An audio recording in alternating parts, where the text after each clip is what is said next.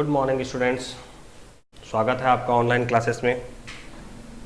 आज की इस वीडियो में हम स्टडी कर रहे हैं क्लास 6 के सब्जेक्ट एसएसटी की। स्टूडेंट्स, लास्ट वीडियो से हम lesson 15 the earth in the solar system इसकी हम स्टडी कर रहे हैं, जिसमें हमने यूनिवर्स, स्टार, प्लैनेट्स, कंसल्टेशंस और difference between star and planets और प्लैनेट की जो है वो सन से दूरी कितनी है और रिवॉल्व करने में कितना समय लगता है उन्हें।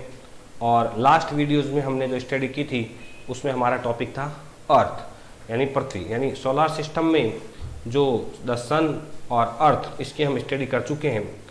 सन जो है वो सोलार सिस्टम में सोलर फैमिली का जो है वो हेड है, जिसके बाद हमने कुछ प्लैनेट्स के बारे में स्टडी की थी और उन प्लैनेट्स में हमने हमारे प्लैनेट्स अर्थ की जो है वो लास्ट वीडियो में स्टडी की थी। आज अब इस वीडियो में हम स्टडी करेंगे सन के साथ दो और हेवनली बॉडीज हैं। एक तो है सैटेलाइट, जिसे उपग्रह कहा जाता है,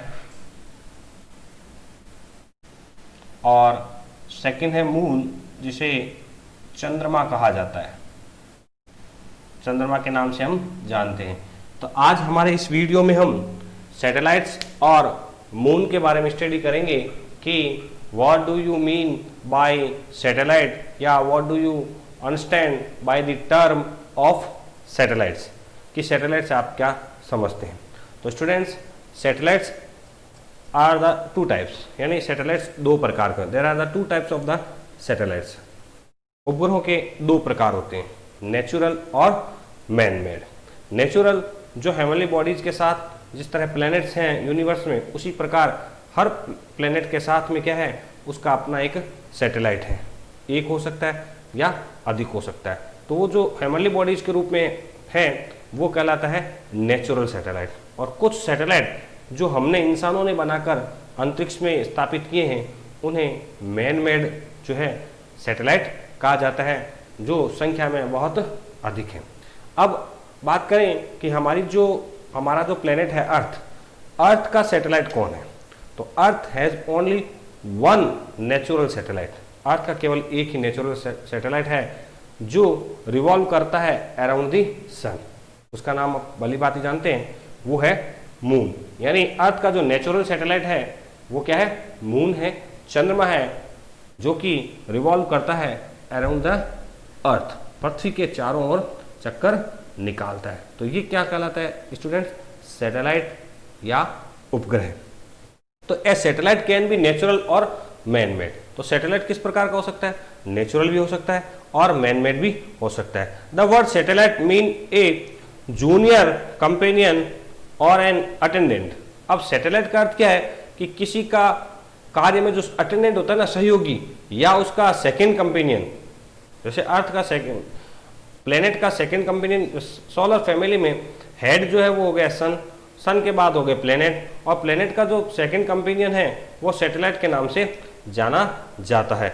a satellite moves round the planet in the same way as the man made. जिस तरह मैन मेड सैटेलाइट्स अर्थ के चारों रिवॉल्व चक्कर लगाते हैं, ठीक उसी प्रकार नेचुरल सैटेलाइट भी क्या करता है, अर्थ के चारों ओर एक पाथ पर, फिक्स पाथ पर, ध्यान रखें, फिक्स पाथ पर ही चक्कर लगाता है। अन्यथा सैटेलाइट क्या होंगे, आपस में टकराकर नष्ट हो जाएंगे।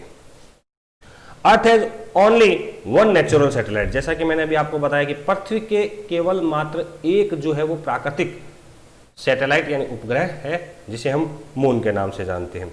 It known as moon. Satellites like the planet have no light और हीट ऑफ देयर ओन। जिस तरह प्लेनेट का पास में अपनी कोई हीट एंड लाइट नहीं होती, उसी प्रकार सैटेलाइट के पास में भी क्या है, अपनी हीट और लाइट नहीं होती।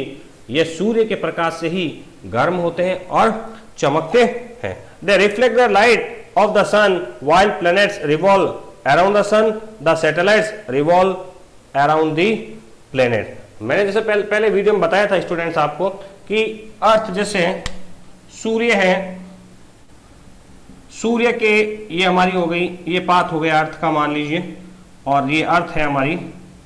तो ये अर्थ जो है वो सूर्य के चारों ओर, सन के चारों ओर रिवॉल्व करती है इस पाथ पर। ये इसका ऑर्बिट हो गया, इस पाथ को ऑर्बिट भी कहते हैं। इसी प्रकार स्टूडेंट्स जो सैटेलाइट्स होते हैं वो सैटेलाइट क्या करते हैं, ये जो अर्थ है इसके चारों ओर रिवॉल्व करेंगे। अब हमारा जो मून है, ये सैटेलाइट ये क्या करेगा, इस पाथ पर रिवॉल्व, चारों ओर अर्थ के चक्कर निकालता है। For example the earth revolve round the sun but the moon moves round the earth. जैसे मैंने आपको इस डायग्राम में समझाया कि अर्थ तो सन के चारों ओर रिवॉल्व करती है और मून अर्थ के चारों ओर रिवॉल्व करता है। तो ये चीज क्या कहलाती है स्टूडेंट्स, सैटेलाइट यानी कि उपग्रह कहलाती है। तो हमारा पहला जो टॉपिक था सैटेलाइट उपग्रह, वो हमने डिस्कस किया है, स्टडी किया है। अब हमारा सेकंड जो टॉपिक है स्टूडेंट्स मून, हमारा वही नेचुरल जो सैटेलाइट है मून, उसके बारे में हम आगे स्टडी करेंगे, जिसे हम चांद या चंद्रमा के नाम से जानते हैं। Earth satellite is known as the moon. पृथ्वी का जो नेचुरल सैटेलाइट है वो मून के नाम से जाना जाता है। It diameter is about 1/4 of the earth, यानी इसका जो डायमीटर है वो अर्थ का चौथा हिस्सा यानी 25% है। It is about 3,84,000 kilometre away from the earth, यानी अर्थ से कितना, 3,84,000 किलोमीटर जो है वो दूर है, इसके डिस्टेंस है। It has no light of its own, जैसा मैंने पहले बताया सैटेलाइट्स जो है वो अपनी लाइट नहीं रखते हैं, तो likely other satellites, moon has no heat and no light. It reflected sun's light which reaches the earth on one hand and the quarter second. The moon does not look the same every night. It keep on changing its face every night. अब चंद्रमा जो है वो हमेशा एक जैसा दिखाई नहीं देता। स्टूडेंट्स अभी हमने 2 दिन पहले एक पर्व मनाया रक्षाबंधन, जिसे राखी पूनम के नाम से भी जाना जाता है, और पूर्णिमा थी।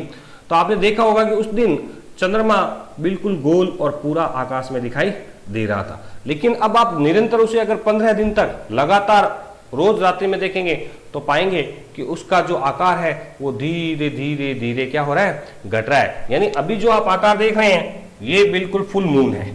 अब धीरे धीरे क्या होगा कि इसका आकार जो है वो थोड़ा थोड़ा कम होगा, हल्का ऐसे कम होगा, फिर कुछ दिन बाद देखोगे आप तो ऐसा दिखाई देगा, फिर कुछ दिन बाद आप देखोगे तो ऐसा दिखाई देगा, और धीरे धीरे इस तरह इसका आकार घटता घटता घटता अमावस्या के दिन जो है वो ठीक 15 दिनों के बाद में ये एक दिन ऐसा भी आएगा जिस दिन चंद्रमा बिल्कुल दिखाई नहीं देगा, और वह दिन क्या कहलाता है, अमावस्या कहलाती है। Moreover, it revolves around the earth and the earth revolves around the sun. All these phenomena makes the moon changes its looks every night. अब वजह क्या है इसके आकार के बढ़ने या घटने की, हर 15 दिन में आकार बढ़ता और घटता है। उसकी वजह क्या है स्टूडेंट्स, जो इस डायग्राम में मैंने समझाया आपको कि चूंकि अर्थ क्या करती है, रिवॉल्व करती है सन के चारों ओर, और मून करता है अर्थ के चारों ओर। इसकी वजह से चंद्रमा पर जो है वो सूर्य का पूरा प्रकाश हमेशा बराबर नहीं पड़ता है। अलग अलग दिनों में क्या होता है, अलग अलग क्षेत्र पर जो है वो मून के सूर्य की जो रोशनी पड़ती है और हमें दिखाई उस स्थान से वो देता है। इसलिए ये क्या करता है, चेंजिंग इट्स फेसेस, अपना जो है फेस बदलता रहता है। The moon compels it revolutions around the earth in 27 days and 8 hours। यानी जैसे मैंने बताया था अर्थ जो है वो सूर्य के चारों ओर कितने दिनों में पूरा एक चक्कर लगाती है, इतने दिन लगते हैं उसे। और मून को जो है वो सूर्य पृथ्वी के चारों ओर चक्कर लगाने में क्या समय लगता है, 27 डे और 8 आवर्स। यहां भी आप लिख सकते हैं 1/4 डेज का मतलब 8 आवर्स ही होता है। तो इस तरह 27 डेज और 8 आवर में पूरी कंप्लीट करता है, यानी 28 डेज में लगभग जो है वो पूर्णिमा और अमावस्या आते हैं। It is called a lunar month. It also complete its revolution on its own axis in the same time.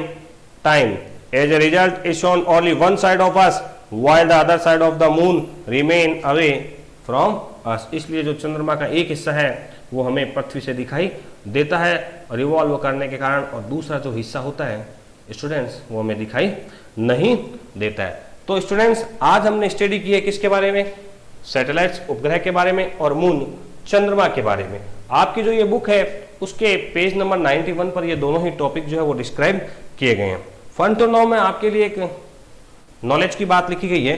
Nil Armstrong an American astronaut was the first to set foot on the moon. चंद्रमा पर पहला पैर रखने वाले जाने वाला इंसान जो था, व्यक्ति जो था, उसका नाम था Neil Armstrong. On the moon on 29 जुलाई, यानी 29 जुलाई को उसने पहली बार चंद्रमा पर अपना पहला कदम रखा था। His footprints are still there, उसके पैरों के निशान आज भी चंद्रमा पर दिखाई देते हैं। तो स्टूडेंट्स, हमने सैटेलाइट और चंद्रमा के बारे में आज इस वीडियो में स्टडी की है और जाना है कि चंद्रमा क्या है, सैटेलाइट क्या है और चंद्रमा पर पहली बार कदम रखने वाला व्यक्ति कौन था। ओके स्टूडेंट्स, हमारे द्वारा भेजे गए इन वीडियो को जरूर देखें और विशेष रूप से लाइक जरूर करें और इन्हें बार बार जरूर देखें।